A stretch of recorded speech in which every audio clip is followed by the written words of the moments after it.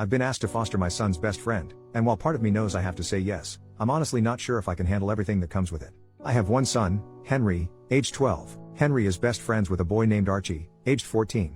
It has always been clear that Archie comes from a troubled home. From what I can gather, and I do not have the full information, Archie's mom is an addict, and Archie has been on the at-risk register for a long while. Honestly, I don't know why it has taken them this long to decide he is being moved into foster care.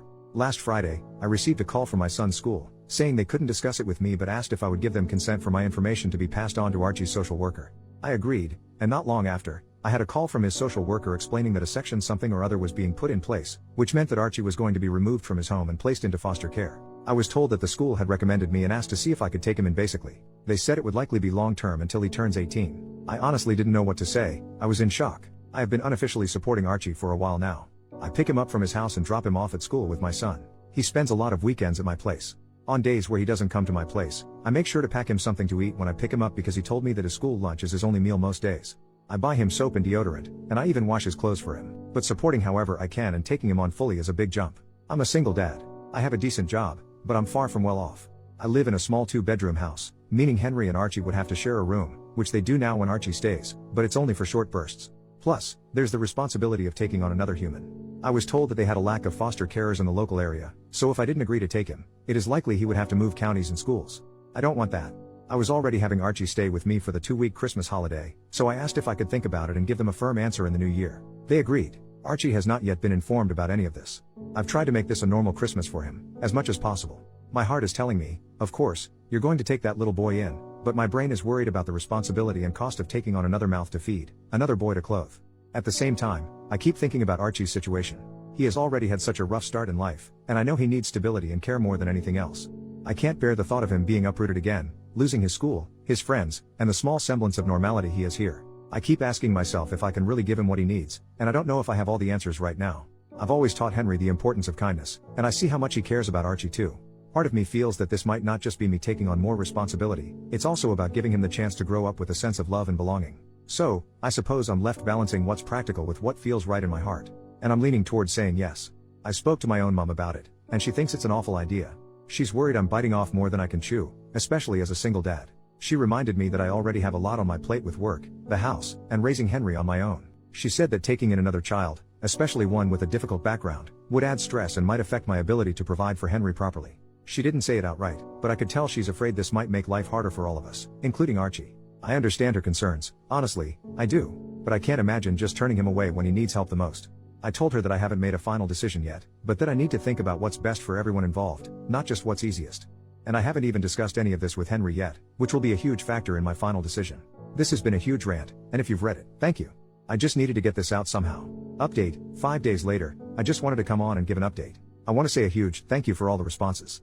I genuinely didn't expect to receive so many replies, especially to something that was just meant to be a rant to get my emotions out. When I was asked to take in Archie, at first I felt honored. Then I felt worried about everything.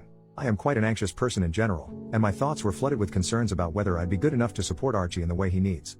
I love my mom, but she didn't help. I think I get my anxiety from her, although she has it on a much higher scale than I do. Every possible thing that could go wrong, she was texting me about all week. You're already stretched thin with work and Henry. You won't get one-on-one time with Henry anymore. How will you afford everything? These are real concerns, and I'm glad she brought them up because they gave me the opportunity to think about how I could mitigate them.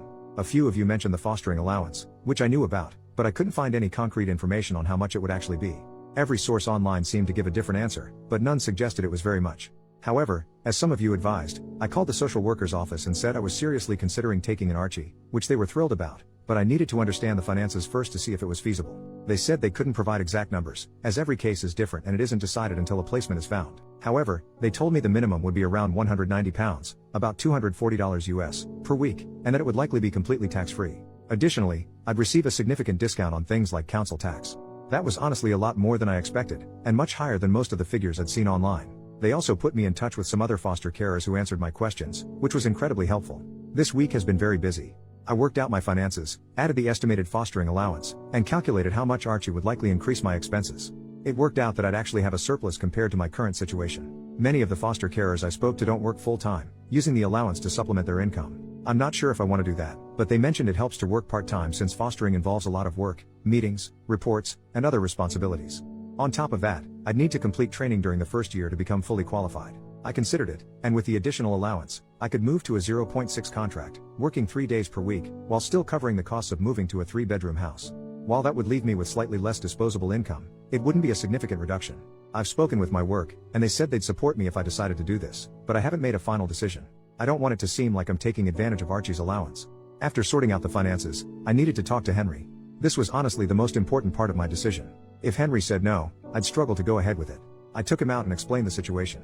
I didn't go into the details of why Archie is going into care, as it's not my story to tell, even though Archie himself has been open about his rough home life. I discussed the potential challenges, less one-on-one time, less privacy, at least in the short term while we find a bigger house, and so on. Henry was incredibly supportive. He said that he and Archie actually had talked a lot about how they both wished Archie could come and live with us.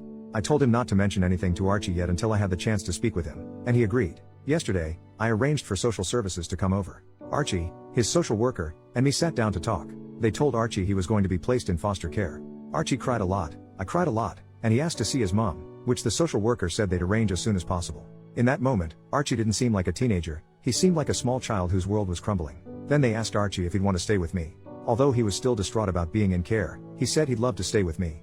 We discussed what it would mean and how it would affect us. Afterward, Archie and his social worker spoke privately, and then the social worker and I talked. They expressed how thrilled they were about my decision and said they were pleased I planned to move to a bigger house soon, as Archie would need his own space, which I fully agree with. Normally, the boys spend most of their time upstairs playing Xbox, but later that day Archie came down and asked if we could watch a movie together. He sat next to me, rested his head on my shoulder, and said, "Thank you for letting me stay with you." Writing this, I can feel tears welling up in my eyes again. I put my arm around him and said I'd always be there for him. Today, Archie seems a little down, which is entirely understandable. I honestly expected him to take it harder than he has. To cheer him up, we're going to see the new Lion King movie, even though I hate those live-action films, but this is for Archie, and then going out to eat, letting the boys choose where. I might return in a few months to give an update on how things are going. For now, I'm just hoping everything will be okay. I know the first few months will be the hardest. Thank you everyone.